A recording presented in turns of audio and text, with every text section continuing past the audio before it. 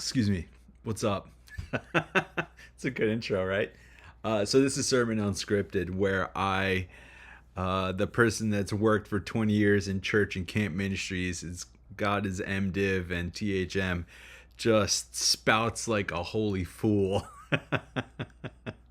But the goal is to do this, to read each week's upcoming lectionary reading. So the lectionary is a 1 or 3 year schedule, plan, you could say, that the church has had for a very long time, where each Sunday has a specific passage.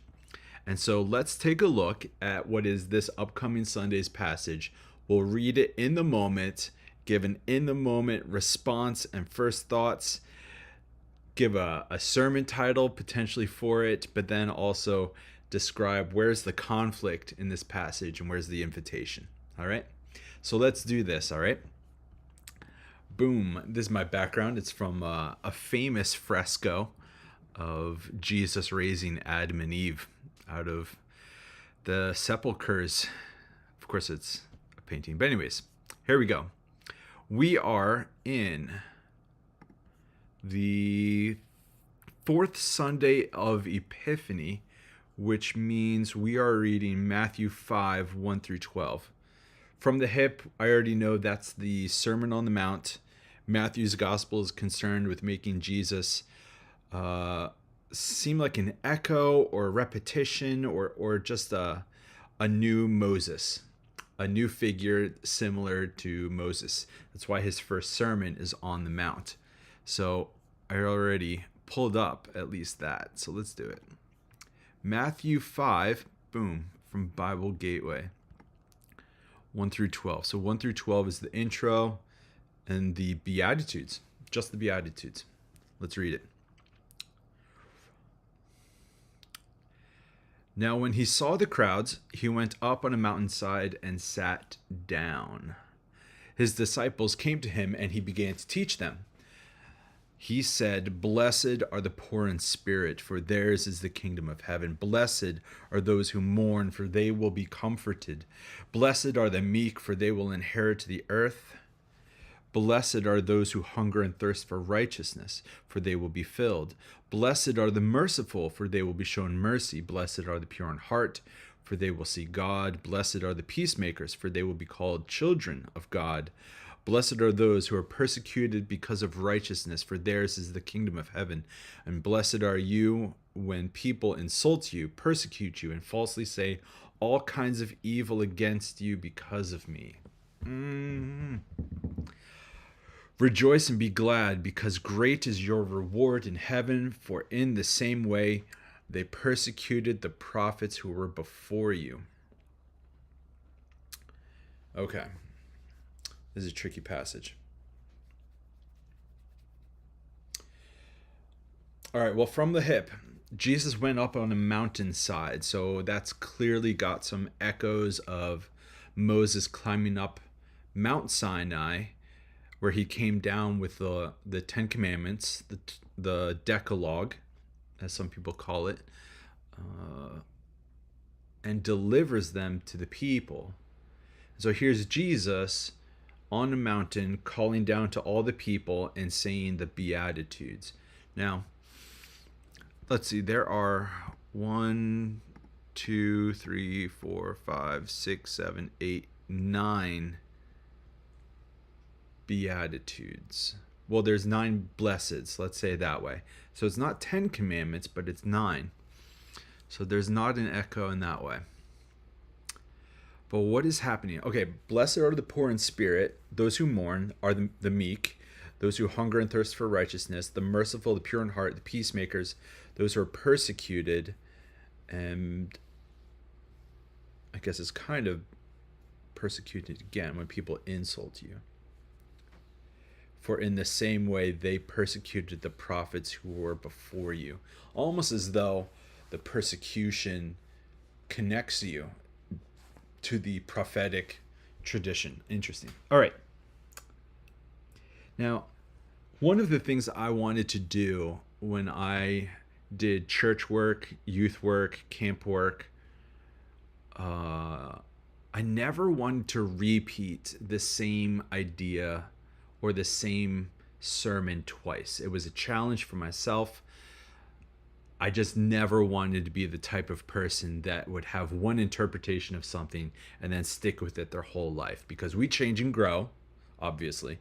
So that means that our interpretations, when we come to them a second time, we're a new person. So we should have a new angle on this. So in the past, I have talked about this passage as being Jesus's interpretation of the Torah. And I've also talked about this as the coda, or the ethics of the upside down kingdom of God, and how ancient empires and even modern empires have a few or just one at the top and everyone else serves the one, and the pyramid power goes like this. It flips it, where all of a sudden the poor in spirit, the mourners, the meek, those who hunger and thirst, the merciful, all those types are at the top, whereas the God is at the bottom and is the servant of all. It's so fascinating because this is what the kingdom of heaven looks like, an inverted pyramid, but we love to just keep taking Christianity and making it into a pyramid with just one person at the top of our churches or denominations. There's something about us that we love to have pharaohs, and that's not always good, because you can't always challenge a pharaoh, not without some massive disruption. Okay, but I've said the Ten Commandments is kind of an echo of that. This is kind of the mantra, the manifesto of the upside down kingdom. But let's see if we can come up with another understanding.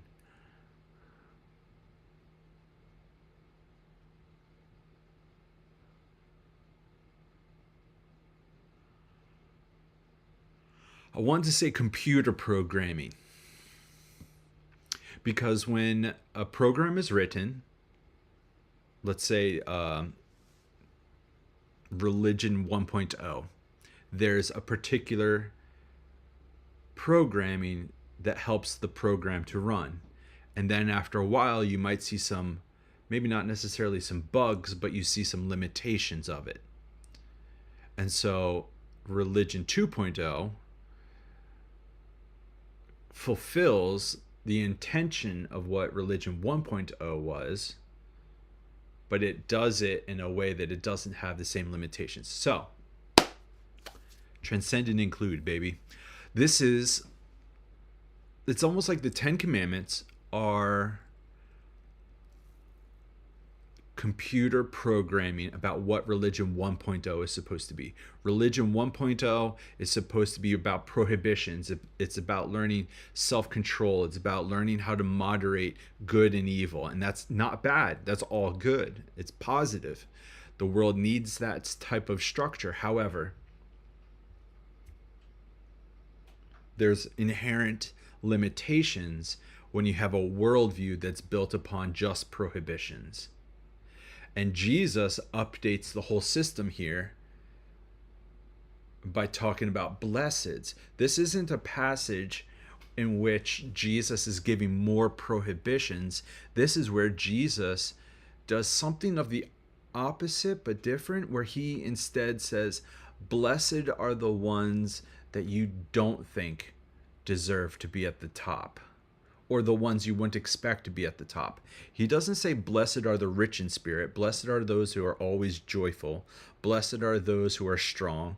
Blessed are those who know what to do ethically. Blessed are the people that know how to uphold justice. Like here it talks about blessed are the merciful. Or it doesn't say blessed are those who know how to punish. Ooh, that's interesting. So then Jesus comes along and gives a massive software update. We all have the same hardware. The body, the mind, the heart, all of that is all the same physically as the Israelites when they were leaving Egypt, when they first got the Ten Commandments. But here is something completely new. The software is being updated, where maybe religion is less about prohibitions and it's more about the blessings. Ooh, that's good. So then, where's the conflict? What's the invitation here? The conflict is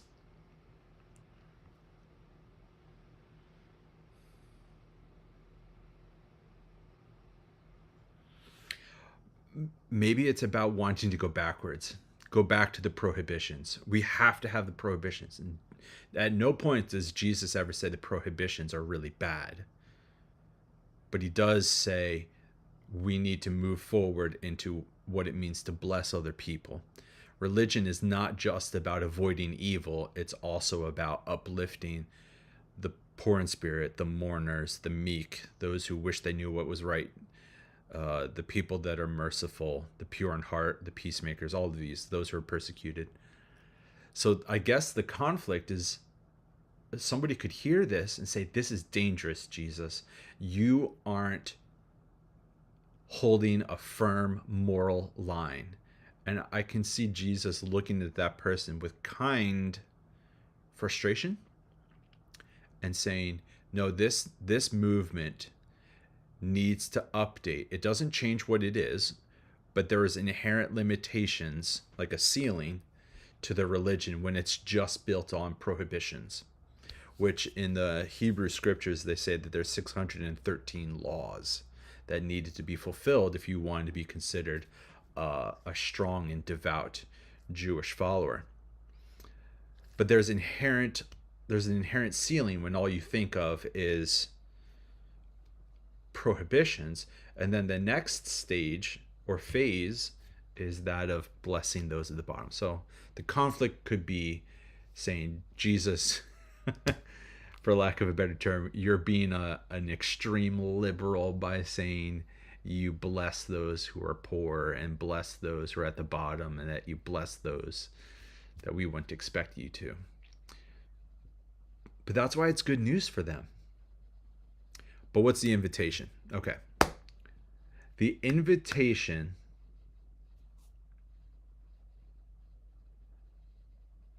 might be allowing ourselves to be reorganized internally and in our lives towards blessing people rather than telling them where they're morally wrong. I'm not saying that's bad. I'm not saying that. But there's got to be some sort of a shift away from a legalism that loves to point out where people are wrong, if they're wrong, according to your standards, because actually what the world needs isn't morality police. What the world needs are people that know how to bless those at the bottom, because maybe the people doing some of the hardest things in the world are people that have never been blessed, never been loved, never been cared for or cared about. And so they're acting out their own frustration, resentment, their own need to retaliate and inflict on others the lack of blessing that they didn't get, or the lack of blessing that they received, and then spread that forward. Like hurt people, but blessed people bless people. Healed people heal people. Okay, so this one, the Beatitudes, it feels like it's an echo of the Ten Commandments. It's clearly making Jesus seem like a new type of Moses figure. A new law is being given, a new law that's built on blessing people rather than just on prohibitions. And by the way, I mean, the rest of the Sermon on the Mount, after that, he goes into further moralities. And actually, he doesn't necessarily give prohibitions. What he does is he internalizes the locus of the problem, not on external actions, but on what's happening inside someone's heart. That's interesting. Yeah. I mean, the Sermon on the Mount is a classic. All right. So what would this sermon be called?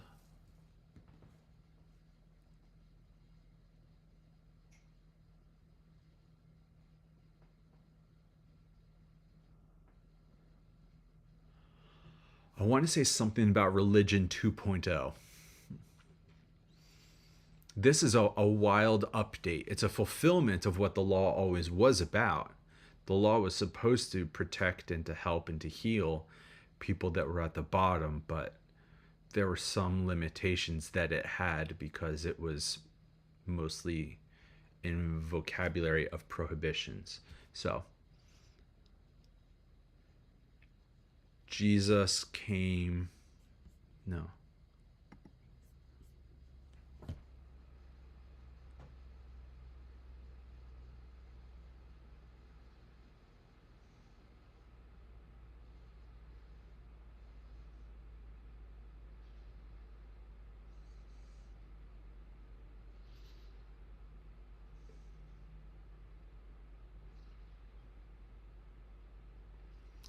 I don't know. Religion 2.0.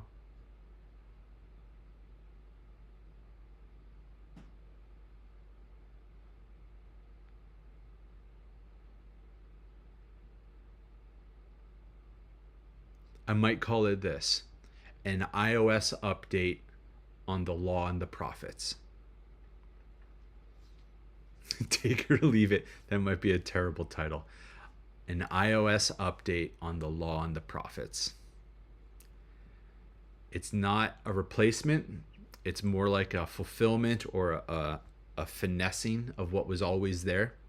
It's a way of encapsulating the law and the prophets, especially Moses here, in a new way, so that it has a certain gravitas as a result. So let's go back. This was Sermon Unscripted. This was Matthew 5, 1 through 12, an iOS update of the law and the prophets. That's what I might call a sermon on this topic or this scripture about. All right. I hope this was entertaining for you. If you did, just let me know. But otherwise, y'all are fantastic, and I hope you got a lot of reflections there. I hope you have a great day. All right. Have a good one.